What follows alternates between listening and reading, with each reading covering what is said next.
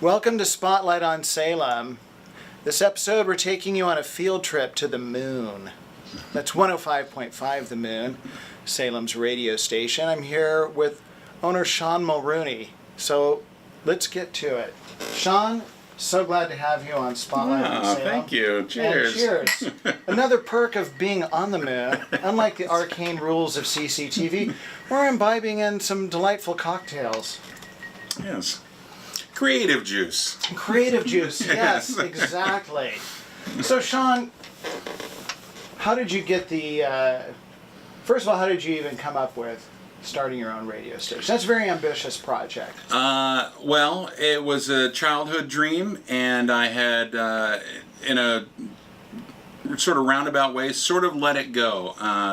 Portland is the number 24 market in the United States for radio. Mm-hmm. And it was a little unrealistic for me to expect that I could just jump into a radio station in Portland. But I did, in the days where you would actually open up the want ads in a newspaper, I was constantly scouring under the R's for radio and on-air help, just to kind of see what was out there. But most of the time it was, kind of heavy hitters in Portland, Z100 and Kink and KGON. They were looking for on-air talent. And people with a resume, people right, with experience. Right. And, typically the understanding is you want to get into radio, you got to go live in a small town and cut your teeth and kind of get to know how things work. And then you build and parlay that into maybe a career in radio. It's never paid well. It's notoriously not a great paying industry for people that are on the air. But I was always interested in it. I was the kid that made mixtapes. I was very into music and eager to share my taste in music and hear others' taste in music. So when I sort of realized that was a little unreal, I was living in Portland at the time. I answered an ad in the paper that said club DJ wanted, no experience necessary. And I was like, no experience necessary. I got that. And it was at a place called Stuart Anderson's in Beaverton. It's cattle company, but down here it was Black Angus. But in Beaverton it was Stuart Anderson's cattle company. And so I filled out a resume, or an application rather, and then submitted that and interviewed really well. And the woman that was in charge of hiring a new DJ said, okay, great, we would like you to come back on Tuesday night and do a live audition in front of the crowd. And there will be other DJs sort of competing as well, but there'll be a main DJ that is kind of engineering everything for you. And I was like, great, super excited. And at the last minute, I chickened out and didn't go to the audition. And I don't know why. I still don't know why. But she called me that night and said, hey, where are you? I thouh you were going to be down here. And I was like, oh, is that tonight? I'm sorry. I'll go right now. And so I went down there, and that was 1990. Okay. And the Blazers were in the finals. Right. And so this was the club. I didn't know this at the time. This was the club that all the Blazers went to after a game. Oh, no pressure. So, and it was just a packed random Tuesday night. It was ladies' night, so it was always packed, but all the Blazers were there. Oh. And I'm like, oh, all right. So this company was very interested in DJs that were very comfortable being looked at, and I was less comfortable with that. I was cool with the music and getting people to dance, but I didn't want the spotlight on me. And she said, all right, well, here's what I want you to do. As part of your audition, I want to kind of see what you can pull off. The house DJ is going to be here. He's going to play the songs. And then I want you to jump up on the corner of a DJ booth, which overlooked the dance floor, put on this wig, and here's a tennis racket and air guitar to of all songs, Judas Priest, You Got Another Thing Coming. And I was like, okay, I actually know that song. I can pull this off, I bet. So I got a little lucky. So I'm up there, and the house DJ, this was a song that he played regularly, so it didn't clear the floor. It actually packed the floor. Oddly, it was weird. Anyway, and so I'm up there, and I got this stupid wig on and sunglasses and air guitaring, and my foot clips a power switch, and it turned off all the music and all the lights in the room, and everybody's like, boo! Very auspicious beginning to your... I stepped down and went directly to the bar, and the bartender felt sorry, and he's like, these are on us, pal, here's 2 for you. And I left, and about a week later, I got a phone call from the woman that was doing the hiring. She said, well, we'd like to hire you. And I said, based on what? Yeah. And she said, well, we kind of think you have potential. So her name was Karen, and so she gave me a shot. I was 22 at the time. And so she gave me a shot, and I was 6 months in Beaverton before as a relief DJ, so I was Sunday and Monday nights. And then they gave me my own store, which was Salem at the time. Right. So then I was full-time down here, and throughout the 90s, I was at Stuart Anderson's Black Angus. So I became a decent club jock. I was pretty good at it. I was good on the mic. I knew the music. No air guitaring. I'm sure I heard you many times. Yeah, you were probably there. Yeah, I was. Interesting. And then when that ended in 1999, I found an online radio service called Live365.com, and that was a website. It was a very early website, but it was a website that individual DJs like me could create a streaming station, and if you played music that listeners were potentially interested in listening to, they would be directed. They would know your library, and so they'd be like, oh, you play NXS? You might like this station. Okay. And that became pretty popular. And then they implemented a royalty structure that became untenable for a hobbyist. I had a lot of listeners, but you had to kind of pay for their bandwidth. That was the agreement between the DJ and Live 365. But they also gave me a lot of exposure. And so that went well. I finally had to leave them just because I couldn't afford it. But I kept the ability to, I maintained a streaming online service just with my own servers. And so people could tune into the broadcast. And about 2008, I had been doing it through out of my house. Mm-hmm. But it started to get popular enough that I wanted guest DJs, but I didn't want them in my house. So I needed a downtown studio, and I found one above what is now the Comedy Club. Oh, Capital City, right? Right. So the Crystal Garden building, and I was in there for a couple years, and then we moved to the basement of the Salem Arts building, which is kind of under the yogurt place there. The Reed Opera House. Yeah, it's just south, but close enough. And while I was there, I was kind of in this weird no man's land in that I had lots of listeners, but they were around the globe. Well, they weren't local. Right. And so out of the blue, I got a private message from a woman that I had never met saying, hey, I applied for these low power FM frequencies, and I got them all. But I don't know what to do with them. And somebody sent me your direction to see if maybe you would be interested. And so it literally fell into my lap. That's crazy. And I was like, yes, that would be wonderful. And I had so the clock was ticking at that point, and that was 2014. Okay. February 2014. And the clock is ticking on the FCC in that they grant the license to whoever got it, mm-hmm. But you've got 3 years to get an actual signal on the FM dial. Or you lose it. You're right. You got to construct a tower. You got to have everything.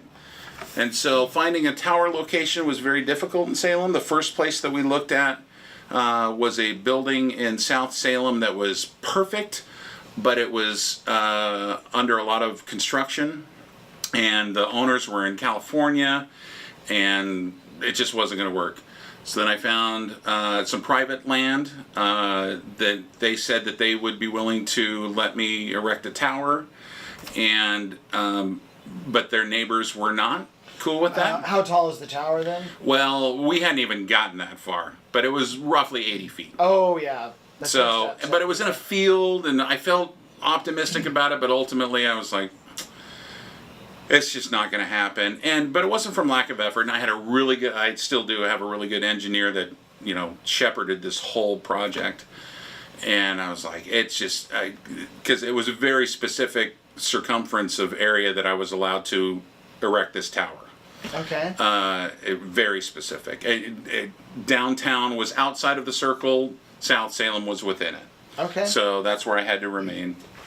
And then in June of 2017, the building that I had initially looked at became available as a spot. And in the sense that they had refurbished the building and they were looking for new tenants. And so I shot them a note saying, I just want to rent some space on your roof. Are you cool with that? And it allowed me to erect an antenna without a tower. Perfect, because the elevation, believe it or not, in South Salem is higher than the tallest building downtown. Right. And so we had from June of 2017 until the eclipse. The date of the eclipse, it just happened to land, the moon, fortuitous. Yes. To get a signal on the air, and then take kind of a digital snapshot and send that to the FCC and say, we did it, please issue the formal license. It doesn't have to be a continuous signal. No, just a snapshot of our coverage, and again, this is all happening because of the engineer, but really it's all happening because of my wife. So we funded this entire project out of our own pocket. We wanted a fully baked project to go to, I have to live in this city, and so the thought of, in 2016, going around saying, hey, I have a GoFundMe page, and everybody contribute, and then, oh, sorry, didn't work out, everybody. Yeah. That's a huge risk. Right. I wasn't willing to take that risk. And not to sound overly noble, but it was unrealistic. Yeah, because it would have been a lot of money. Yeah, and it was. It was a lot of money. But we were real fortunate, and we gave it a shot, and my wife was incredibly supportive, so we got the signal on the air. And then we didn't formally launch until October of 2017. There was we had stuff that we needed to work out, we needed equipment, there just all kinds of things. But it was happening. And I had a real clear vision of how I wanted this broadcast to go, that was different than the online presence that I had. It was salemfm.com. It was strictly internet. Mm-hmm. That was the only way you could tune in. But it was... the format was slightly... I could be real self-indulgent with the online broadcast because it takes a lot of work to log into an online radio station. And so I could be a little self-indulgent with my picks for music because they'd be like, what else am I going to do? Am I going to go search for another one? And log in. But in the car, that's a different story. You can be flipping dials. Right. So I don't have to, it's not like I had to sell my soul to make it palatable to the FM dial. But what I found was, so I sort of drew a line for myself. It's sort of difficult way to explain the format, but I knew what the general sound wanted to be. I knew what kind of risks I was willing to take with the programming. And I knew where I needed to, like, Sean, enough Queen songs. Just play something else. I couldn't be too self-indulgent, but I love every song that we play. I mean, I hand-picked those songs. It's pretty eclectic, too. It is. And I'll tell you, one advantage that you have, from my perspective as a radio listener, is that you're not constantly bombarded by commercials all the time when you're listening. And to me, I can just park it on 105 when I'm around town. It's like, I don't have to change the dial. Yeah, maybe you'll play something like, it's not my favorite, but you know what? How long is it going to be? 3-4 minutes? Yeah. Something else is going to come on and be like, oh, what I'm is glad this? you see it that way. Yeah, and you play a lot of interesting mashups, and then all of a sudden you might bust out some classical music. Yeah. It's a great mix. And I really like how you've been incorporating local people to come in and DJ. And I also have to say, I'm very impressed that when you put out the call that you wanted initially female DJs to apply, because historically it seems like that's more of a male-dominated industry, and the fact that you did that and opened up that opportunity for women, I think, was really great. And I love listening to Doug, and of course, our audio engineer, Phil D. Yeah, absolutely. 42. So it's a great mix, and I'm really hoping that, people that are watching this show, if they haven't heard of the Moon, you can steer some listeners your way as well, too. Sure, well, I appreciate that. Yeah. So where we're at now is, I definitely wanted female listeners, and that had to do mostly with, female DJs. Mm-hmm. And listeners, too. Yeah, true. Yeah. Female listeners are appreciated. Yeah. I had kind of a selfish reason for that. I like the sound of a woman's voice on the radio. I find it pleasant and conversational. And just from a managerial standpoint and with training, it's kind of, just take this in the spirit meant, I don't have to deal with as many egos, as a room full of dudes that are like, dude, I am going to hook you up and I'm going to be the best, it's like, all right, well, thank you. But have you considered just having fun on your own? And that's but a good anyway, perspective. No, I get that. So we're real fortunate to have Doug and Phil.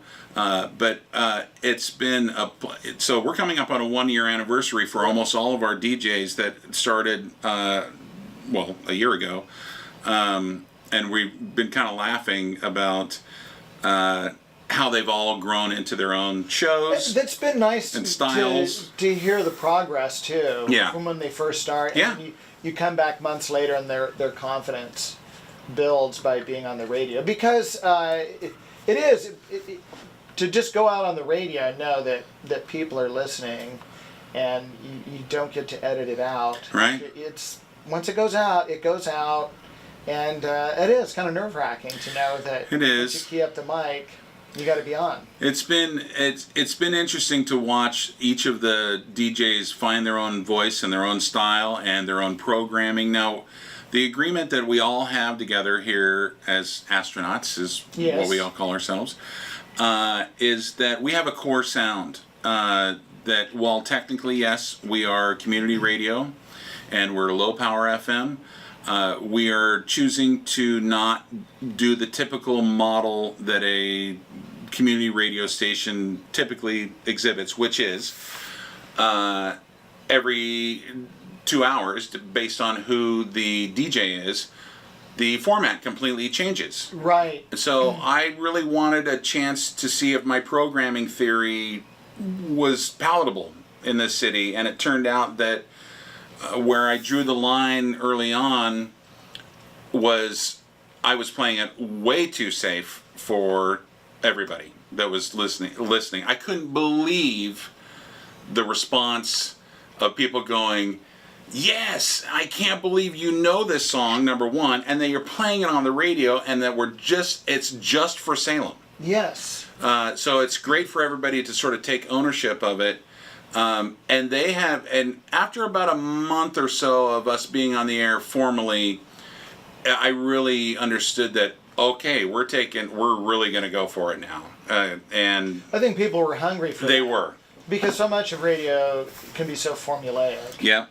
And there's a very specific algorithm that I developed, not to make me sound like a mad scientist, but we've got 4,600 songs in rotation. I assign value to those and say, okay, play one from this category, and the software clearly helps me, and then play one from this category and one from this category.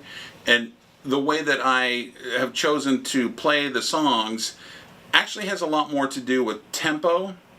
I'm really fond of radio that does kind of an ebb and flow with energy. Mm-hmm. Some people think that radio should be jarring, and I disagree. And they can hopefully have a benefactor that presents a radio station for them.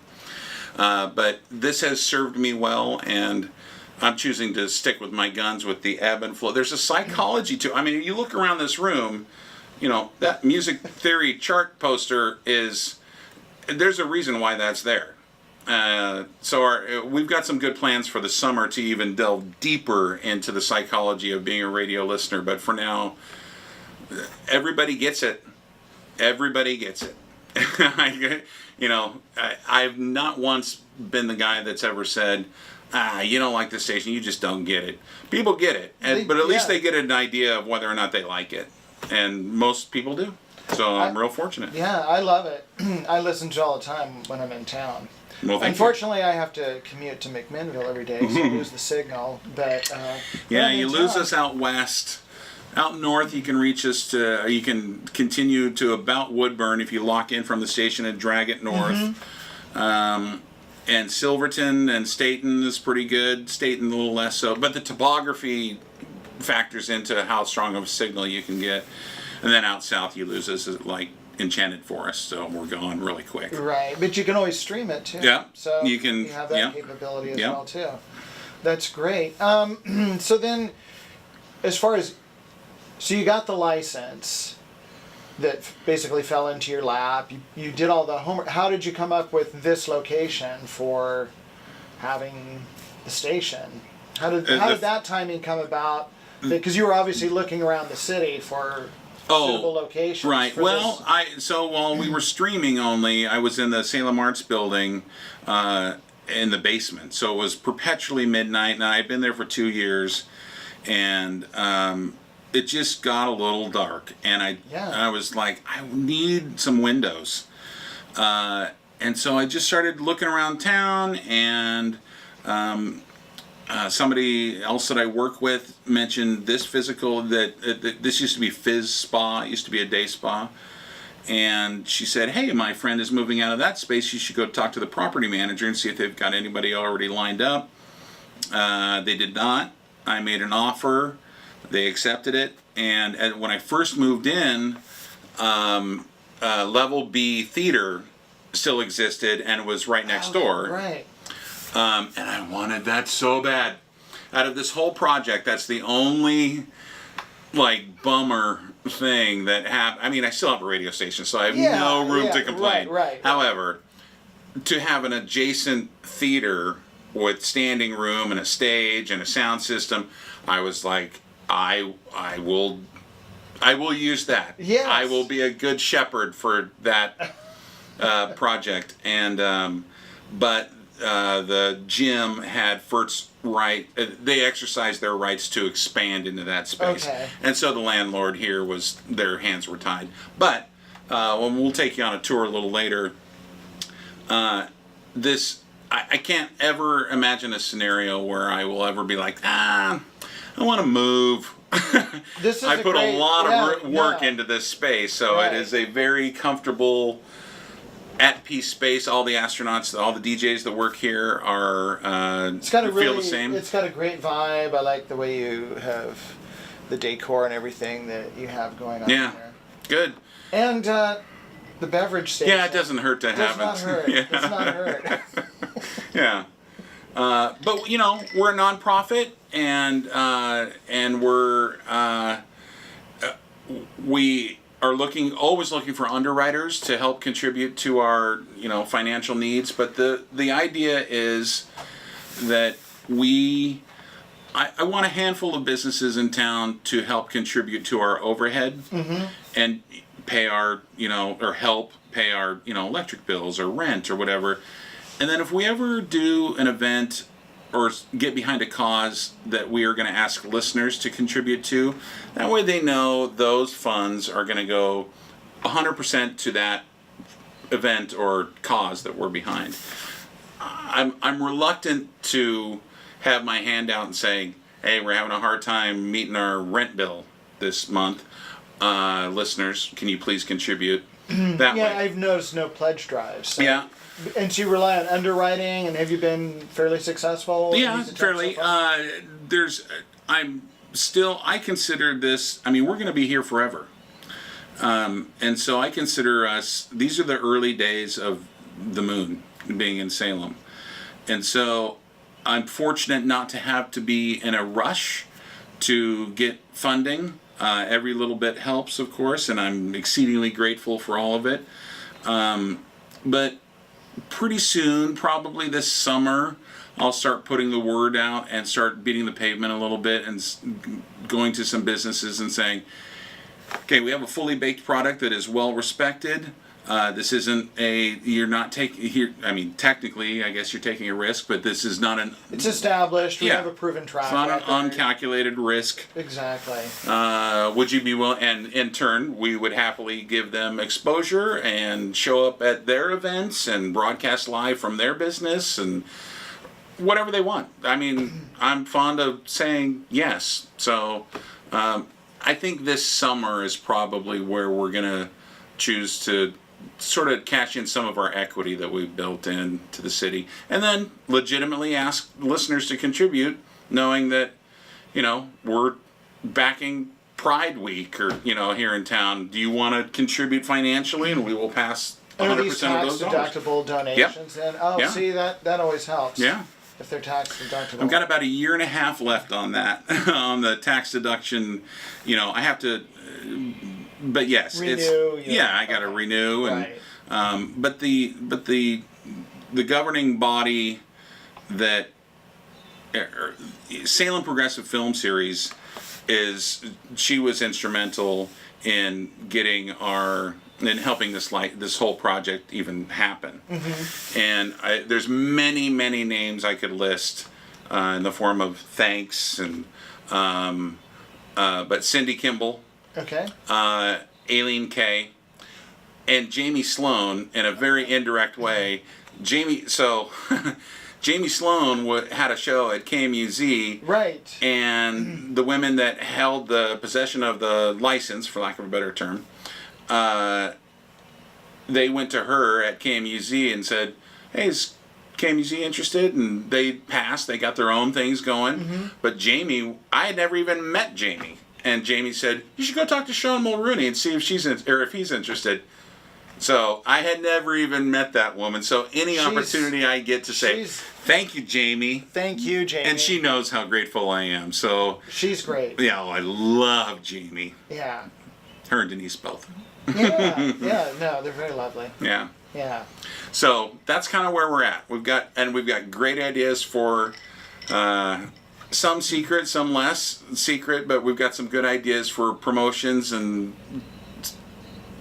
you know, good old-fashioned radio stunts that we're going to do. But we don't like to mess too much with the minds of Salem, but we're all having a good time. People are requesting great music that I'm like, ooh, actually don't know that song. Let me kind of preview it in the headphones. That's a great song. I will gladly play that. Awesome. So the feedback's been good. That's great. That's great. No, I love what you guys are doing here. And also, Record Store Day will be coming up soon. Are you going to be last year at Ranch? Anyone who bought vinyl could come down. Yeah. Okay. So last year, Kit and Lori Close at Ranch Records allowed us to sort of ride on their coattails a little bit.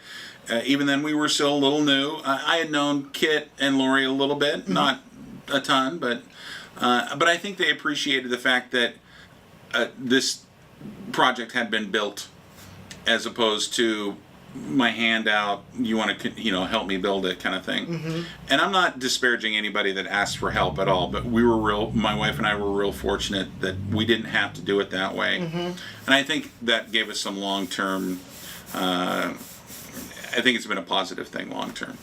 But we asked Kit and Lori if they would, the idea was, on Record Store Day, people line up in the morning. Oh yeah, I was there. Yeah. And if you purchased an album there at Ranch, which is only 2 or 3 blocks north, then you could take the bag and walk it directly down here to the station, and I would cue it up on a turntable and put a microphone in front of you, and you would get to introduce some favorite track off that record live on the air. I thought it was amazing. Yeah, it was my worked first out really well. And I was one of the first people through the line, and I came down here with the David Bowie Live in London. That's right. Queued up Gene Genie, and you were gracious enough to let me do a promo. Oh, right, yeah, sure. Upcoming Spotlight on Salem, so that was very cool. So I look forward to if you're going to do that again next year. This year. I definitely want to, and I would like to think that it went well enough that Kit and Lori would. I don't want to assume anything, but it's funny you bring that up today of all days. Today, while Doug, Sons of Salem, was here, I was seated across the table, screwing around on my phone. I was like, oh, that's right, Record Store Day is coming up. When is that exactly? I looked it up.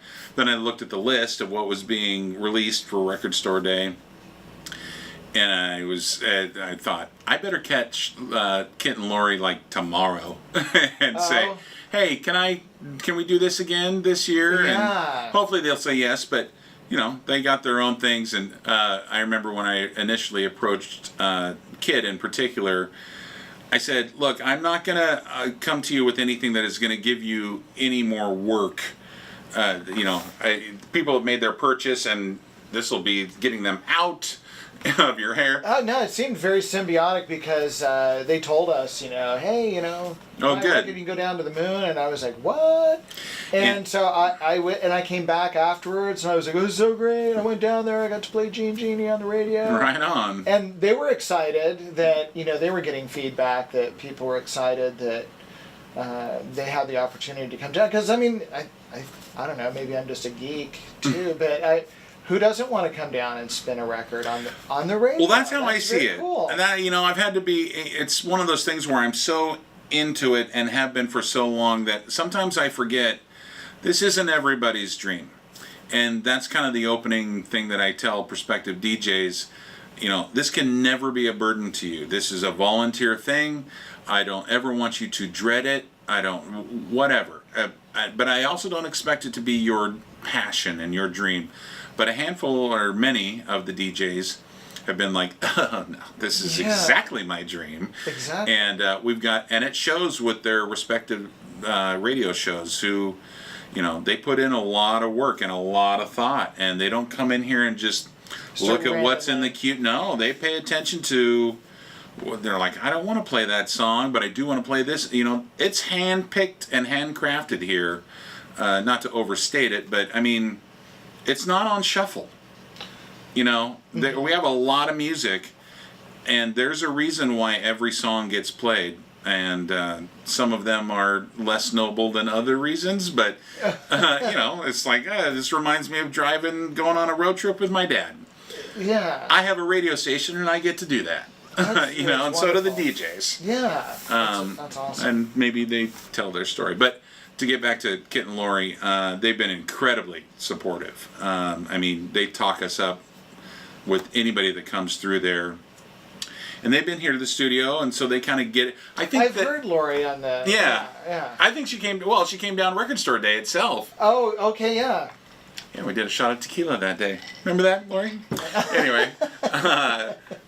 But they've been incredibly supportive, and I think that coming into the physical studio sort of lets people know kind of what we're about. They're like, okay, yeah, we're a radio station. We clearly take the importance of that seriously. We are charged with being a community radio station that supports the community. But if you haven't heard us, or if you don't know me, the opportunity to sit in this physical space, I think, gives us, frankly, some credibility and like, oh, he's actually kind of serious and having seemingly a lot of fun. Oh, yeah. So I'm glad that you recognize what it's like to come into the studio. And I love it here, and it's always fun listening to people. And the local DJs that you have here that you've brought in, I like the fact that they're local. They're from here. They they didn't come from. I'm from Philadelphia. And, Sure. Like they're local homegrown talent. I couldn't imagine that. Yeah, but yeah, your point's not lost on me. And it's nice, that they're learning their way as they go, and you can tell that they all have a love Sure. for music as well too. Yeah. And it shows in the programming. So no, I love the station. Well, thank you. I'll take that as a compliment. Yeah, no, I've been dying. I'll to have pass you on that the along show. to all the astronauts too. Please, yeah, please do. So, great. Is there anything else you wanted to? No, keep an eye out for.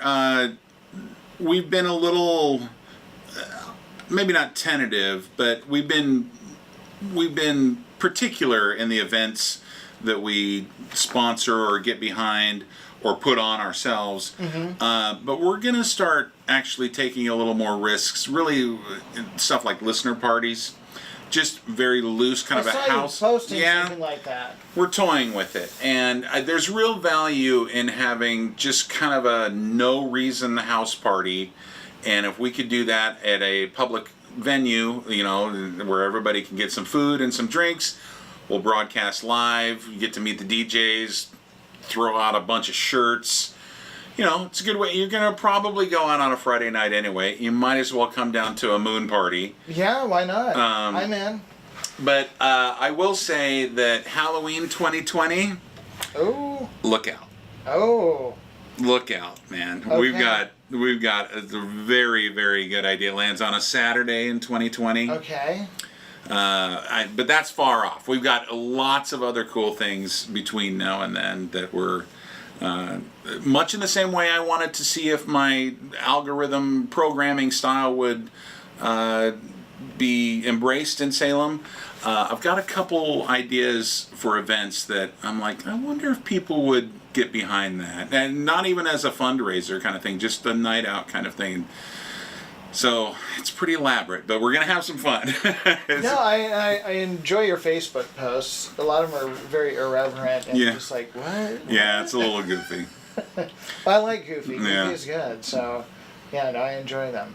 Good. Well, should we take a quick tour of the Yeah, station? absolutely. Yeah, I'd love to show you around. All right, sounds good. Great. All right, we're going to take you on a brief tour of 105.5 The Moon with your host, Sean Mulrooney. So we've been in this space for a solid 2 years now. And as you enter, you see kind of Broadcast Central. That's where we keep a lot of our vinyl there. And that's kind of the nerve, our board. And but there's lots of good seating and kind of a cozy area. Decent lighting and a lot of moon-centric pieces of art. All the electric candles give a good mood vibe here in the room. But we've had our share of parties here, and this is a good place for people to come out and hang and have a cocktail and introduce a song or two. So this is Broadcast Central, and then while it's in a little bit of disarray, our kitchen, and you can go ahead and walk down there a little bit. Our kitchen has, snacks and sodas for the DJs, along with some cocktails and beers if they choose to partake in that. It's been a good run. We've had our share of parties here, as is evidenced by some of the empty bottles in the room, but this is just kind of our, kitchen, like you do. And then we're right on High Street, so we got a good view outside right on to High Street itself. And we enjoy this view very much. Lots of good things to look at. When 5 o'clock rolls around, everybody comes barreling out of the parking structure above us, so the whole building rattles. But there's lots of little trinkets. This shelving unit holds a lot of inside jokes. Red stapler. Office Space. Yeah. Bottle of Sex Panther. I happen to collect a lot of Queen stuff, so friends that know that about me often give me gifts that are Freddie Mercury centric. But I like the lighting that the candles provide and all the little fun stuff that people have given me over the years. Got a couple banners for when we... And the space helmet, too. Yeah. Oh, yeah. Oh, well, this is all the moon. Anything moon is typically in this part of the studio. Yes. But it seems to work out rather well. Very cool. Then I'll take you down the hallway. Mike, why don't you go ahead and go kind of slow, and I'll show you some of the... Actually, you know what? Let me turn on the... I can turn on lights. That would be helpful. Yeah, at this point. These are a lot of personal or favorites of mine. These are cue cards from David Letterman's last week monologue that I got on eBay. I'm a huge Letterman fan. Oh, I love Letterman. And so I decided to make a bid, and for $50 I got all 3. So I was like, oh, that's kind of a cool thing. That's a great find. The artwork is pretty much self-explanatory. A lot of concert poster type things, but also I'm fond of the particular art. I just like the way that this art looks on the wall. That Statue of Liberty there on the left, my wife painted that. My wife painted that when I left and went out for dinner one night. When I came back, she was done. Wow. She cranked that out. Very cool. Yeah, so she's pretty talented. Very nice.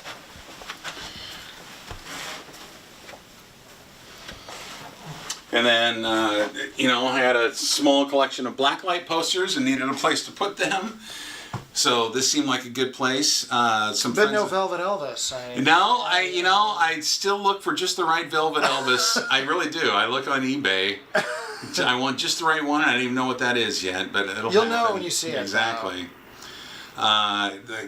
For my birthday a few years ago, everybody at F-Stop gave me this gong here, which fits perfectly in the station. And the disco lights I've had for a long time. Adds a little bit of energy to the room when we have people over. This is very nice. Yeah, I'm real fortunate. And then back here, it's got just kind of a loungy area. I mean, technically we call it the green room, but it's not like, Guns N' Roses is hanging out back here. But it's a good cozy space for people to hang out and socialize. That's my dog, Finn, on the far wall over there. Oh. And, but it's good. I'm real fortunate. I love this space and this place, and the landlords, property managers love me, and they've been incredibly supportive. Yeah, the light, the fluorescent light diffusers were kind of a necessity, and I didn't even know that they made such a thing as diffusers, and so I put that in as a liner on all of our lights. This is very cool. Yeah. And then the down Iron there. Giant. Yeah. Yeah. The kids love that. There's a couple just sentimental things that I like that are here. I mean, where else am I going to keep them? And this is the perfect place to keep a thing like that. This would be the perfect place. Yes, very much so. But I'm very grateful for these studios, and we're growing into them, fortunately. It wasn't too much to begin with, and so we decided, all right, well, it's got a couple rooms, it's got production abilities, and so we're growing into that. Some podcasts get recorded here during off hours, and it's the treat to be able to offer that to people that need that kind of resource. That's very cool. Yeah. Yeah. People need a space. Yeah, they do. Sean Mulrooney, thank you so much for being on Spotlight on Salem. Thank you for the wonderful tour and the fantastic interview. It was a real pleasure to have you on the show. You're welcome. I was thrilled, flattered. Thank you very much. Well, thank you, and cheers. Cheers. If you have not had the opportunity, please tune in to 105.5 The Moon, or you can stream it on the internet. That's it for this episode of Spotlight on Salem.